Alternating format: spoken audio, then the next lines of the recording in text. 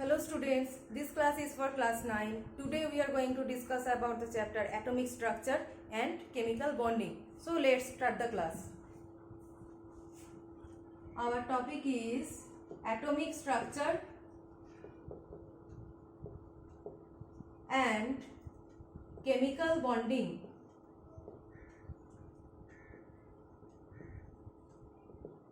So at first, what is atom? Atom is the smallest indivisible particle without any substance. That means it can't be divided in other parts. That idea of atom was given by, that is the smallest indivisible particle idea was given by as first Maharshi Kannan, and the second one was John Dalton. Okay, so atom is the smallest indivisible particles of a substance. Now, there exist some subatomic particles. There also exist some subatomic particles within that atom. Atom contains a nucleus part, and within that nucleus there exist two subatomic particles, that is proton and neutron, and outside that there exist electron. So, in today's class we will discuss about how electrons, protons and neutrons were discovered. First, I am explaining about the idea of getting the charged particles. How the idea of getting charged particles were obtained. Okay.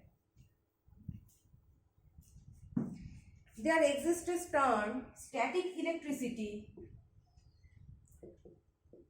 or it is also called frictional electricity. Frictional electricity. For static electricity, frictional electricity is what? When electricity is generated, we are rubbing anything. Suppose we are combing our hair. When we are combing our hair, the comb generates some types of electricity. Okay, that is called static electricity, or electricity generated due to friction. That is electricity generated due to friction or rubbing. Okay. Now, there was one scientist, Michael Faraday. Faraday explained that anything can generate electricity when it contains some charged particles. So, what is the Faraday statement? Faraday told that according to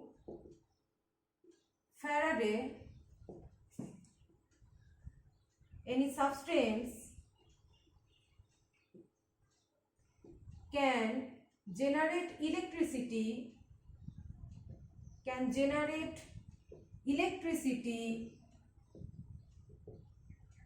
when any substance can generate electricity when it contains charged particles. When it contains charged particles. So, compare these two statements. One is static electricity and other is Michael Faraday's statement. Anything can generate electricity when it contains charged particles, and the static electricity is what? Any substance is generating static electricity when it is undergoing friction or collision or rubbing something else. That means every substance must contain some charged particles to generate electricity. Any substance, when we are rubbing or getting friction generating electricity, that means they must contain some charged particles. That was the query, what are those charged particles? And depending upon this concept, scientist J.J. Thomson performed a discharge tube experiment to find out that charged particles. So, the experiment by J.J. Thomson was discharge tube experiment. Discharge tube experiment. The discharge tube looked like this. This is a discharge tube. This is vacuum pump. This is vacuum pump. There exist some gases, some unknown gas. The gas exists in very low pressure. Very low pressure. Okay. Here exists a metal plate. We are using metal plate as an electrode. Electrode contains cathode and anode, and metal plates are used in case of cathode and anode. Metals are used because they can conduct electricity easily. That's why metals are used. So there are two metal plates. This is the negative metal plate and this is the positive metal plate, and they are attaching with a induction coil. With the help of this induction coil, we can give high electricity, high electric charge. This is called induction coil. This is called induction coil. So with the help of induction coil, when we are giving high electric charge, Thomson seen that a rays are coming. Thomson saw that the rays are coming from negative electrode to that of positive electrode, and unknown rays are going towards the positive electrode. Okay, some rays. So what are those rays? See, the negative electrode is termed as cathode according to, and this positive electrode is termed as anode. This is termed as anode. Okay. Now, according to electrolysis, negative electrode is termed as cathode and positive is termed as anode. Now, rays are coming from cathode to anode.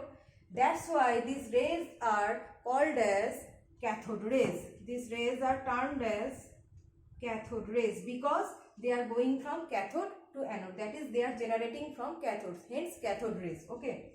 Now, you can see that they are going towards the positive electrode. That means they have some attraction or affection towards positive.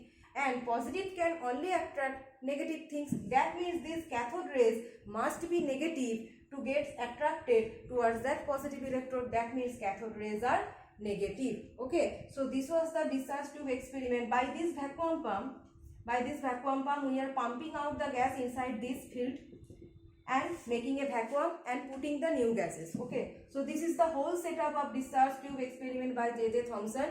And by the invention of cathode rays, he identified that these cathode rays are negatively charged, and from these negatively charged cathode rays, he identified the idea of electrons. Okay, that was the point. He discovered the negatively charged electrons. So, what are the properties of cathode rays become? There is one point, that is to generate electricity in a discharge tube, minimum 10,000 volt of electricity by that induction coil should be given. So, to generate cathode rays,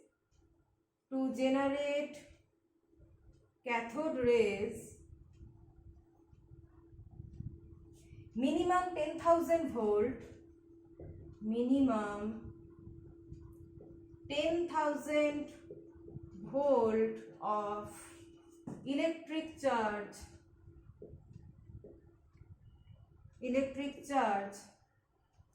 should be given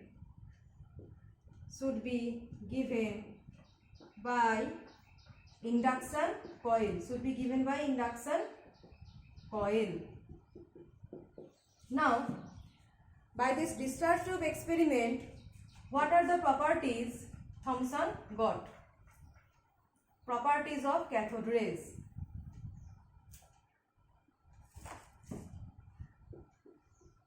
Properties of cathode rays. First of all is, the cathode rays are going in a straight line. So, cathode rays travel in a straight line. They are not deflecting. They are traveling in a straight line. This is the first characteristics. The second one is the most important, that they are negatively charged. That is the idea of electron. So cathode rays are negatively charged. Cathode rays are negatively charged. Now we can perform another experiment to prove that is the proof of that that cathode rays are negatively charged. What is that experiment? Suppose in this discharge tube experiment, this is the discharge tube. Okay, this is the negative electrode, this is the positive electrode, and rays are coming in this way. Suppose we are putting an electrical field in this discharge tube. Okay, we are giving a negative field here and giving a positive field here. An electrical field is given to that discharge tube, that is a negative field and a positive field. Whenever this electrical field is given to that discharge tube, it can be seen that rays are deflecting towards this positive, like this. Generally cathode rays are passing in a straight line, but whenever we are giving an electrical field, the cathode rays are bending, that is deflecting, and it is bending towards that of positive electrical field, and that definitely proves that these cathode rays are negatively charged. So this is the third point, that in presence of electrical field, the cathode rays gets deflected. In presence of electrical field,